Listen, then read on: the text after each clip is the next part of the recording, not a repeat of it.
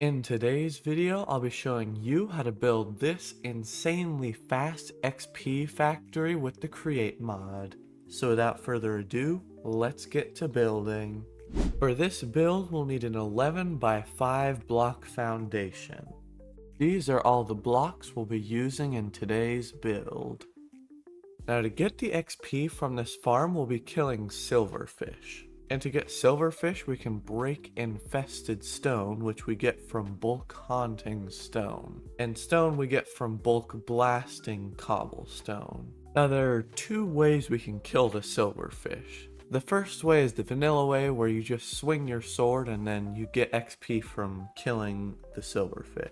But the second way is to use a Create mod add-on called Create Enchantment Industry, which allows deployers to get experience nuggets when they kill a mob. And Create Enchantment Industry also has a way to turn the experience nuggets, which are an item, into liquid experience, which you can just pour on yourself and get a ton of XP, rather than having to click each individual stack of experience nuggets. And the liquid experience can be stored in a fluid tank. Now we'll start by placing two vertical gearboxes here. We'll place one belt on this side of the bottom gearbox. We'll place 3 shafts on this side of this gearbox and 3 more over here. Then we'll connect up these with belts and we'll break this block. Now these conveyor belts will funnel the silverfish down to this one spot so you can hit them with your sword, or the deployer can do it for you. Now we'll place blocks around the bottom of the conveyor belts like this. And I'm using andesite casings here since gearboxes and encased chain drives both have similar textures to andesite casing. But if you want to use a block that's easier to get, you can do that. Then we'll want to place up 4 blocks tall of glass from all of those blocks we just built. And this glass will keep the silverfish from getting outside of where we want them to be. And you can use other blocks than glass, but I'm choosing to do glass so you can see inside. Then we'll place another 2 layers of blocks on top of the glass. Now to get the silverfish, we have to break infested stone, and to get the infested stone placed down, we'll use deployers. And to break it, we'll be using a minecart contraption. So we'll break out these 2 blocks and place a rail with a cart assembler and a minecart. Then we'll place temporary blocks over all of the conveyor belts. Then we'll place chains on top of each of the temporary blocks and break out the temporary blocks.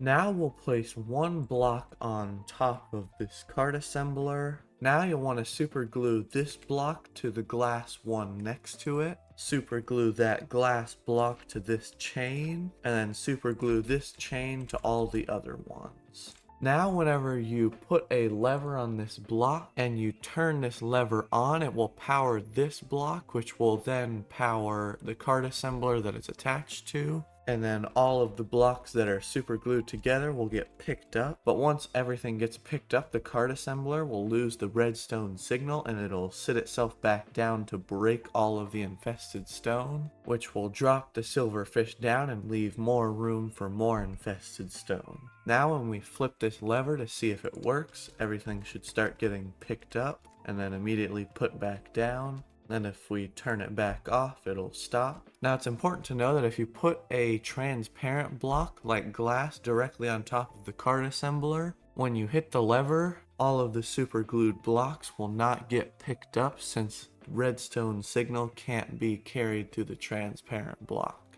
Now we'll want to place a deployer on top of each of the chains, leaving 1 block in between the chain and the deployer. Now to get the infested stone into the hands of the deployers, we'll place chutes on top of each of them.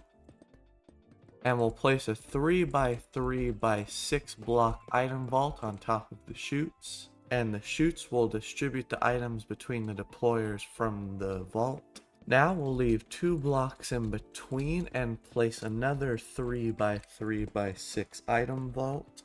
Now this vault will catch the cobblestone that we're going to generate, which will drop into a fan, which will blast all of the cobblestone into stone, and then we'll blast that stone into infested stone, which will then get inputted into this item vault and then the hands of the deployers.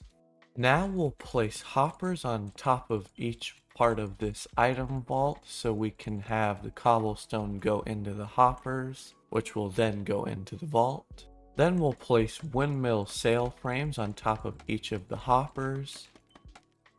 We'll place 1 layer of blocks around the hoppers. We'll place 2 layers of glass with 1 layer of blocks on top of that glass. Then we'll place mechanical pumps facing down into the windmill sail frames. We'll waterlog each of these mechanical pumps. Then we'll place fluid tanks on top of each of the pumps. And we'll need to put a single bucket of lava in each of these fluid tanks, and to do that you can place a mechanical pump with an item drain and a lava bucket inside the drain. Then you can power the mechanical pump to get the lava in the fluid tank. Or if you're in creative, you can right click the fluid tank and it'll just automatically put the lava in.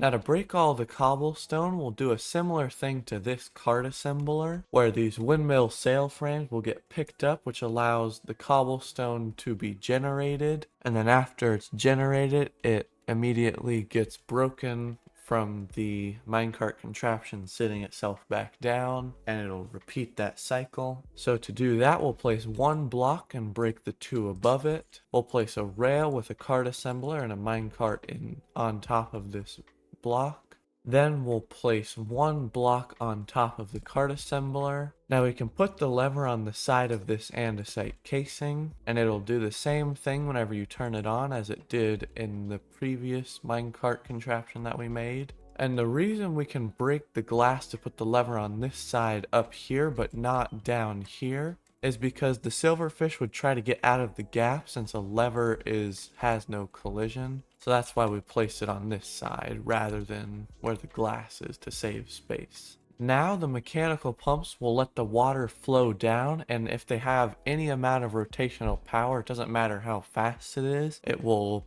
take that lava and then mix it with the water to turn into cobblestone, which will be broken, and then the cycle will repeat. And the lava will never actually be used from the fluid tank. It'll always stay at however much you put inside. Now we'll need to place 2 encased fans between these item vaults. This one will be for blasting the cobblestone, and this one will be for haunting the stone. We'll place 2 item vaults here with 1 brass funnel going into this one and a brass funnel going out this side. We'll place a chute with an input brass funnel to catch all of the infested stone that will be haunted and to get it into this vault. Then we'll place a soul campfire in front of this fan and 2 copycat panels around this one with lava in front, and the copycat panels will keep the lava from flowing out. Then we'll place an output from this vault so the cobblestone can get put under this vault so it can get turned into stone. We'll place a copycat panel in front of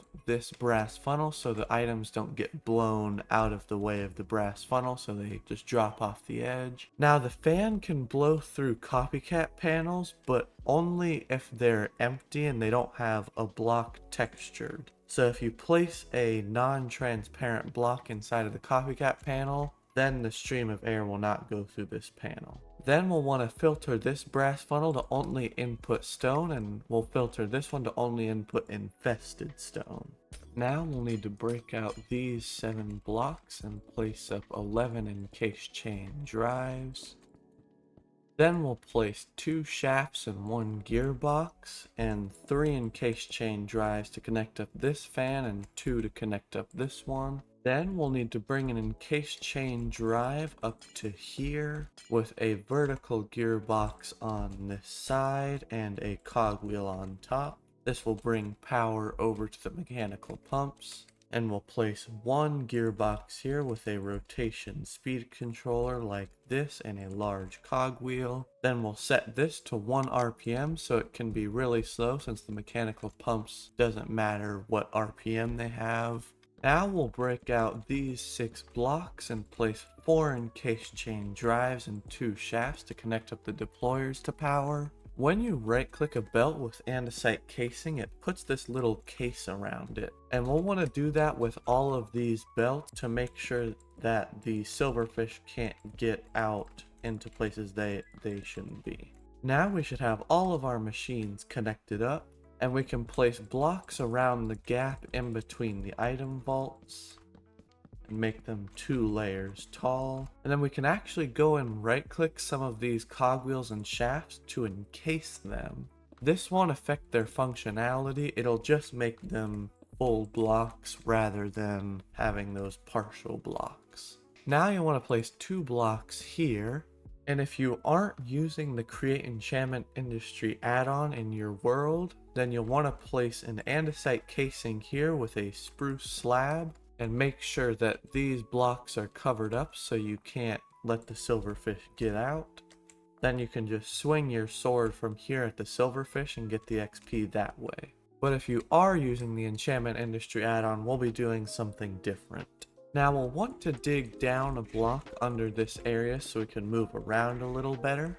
Now to attack the silverfish, we'll place 1 glass block here with a deployer, and then if you right click the deployer hand with a wrench, it'll change it to a fist, which will set it to attack mode. Then from here you'll want to put your sword inside of the hand of the deployer. Now you'll want to have sweeping edge and sharpness on this sword, and then breaking will be good since you won't have to replace the sword as often. Next we'll place 2 shafts connected up with a mechanical belt, and we'll want to break out all of these blocks here.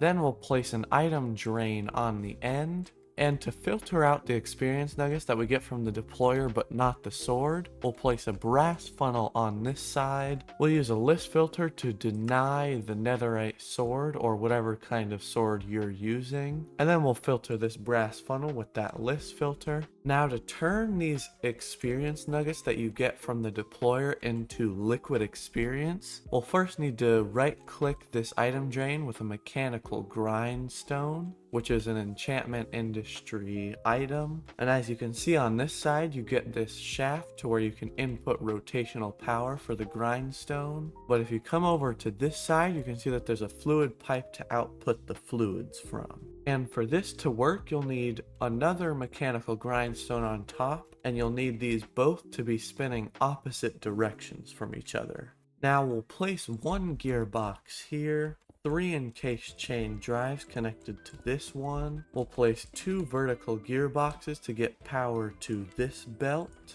Then we'll place 2 more gearboxes connected to these grindstones. We'll connect up these 2 gearboxes with an encased chain drive. Then we'll place 1 fluid pipe here with a mechanical pump facing this direction. Then we'll break out these 13 blocks and place a 3x3 fluid tank, and you can make this however tall you want.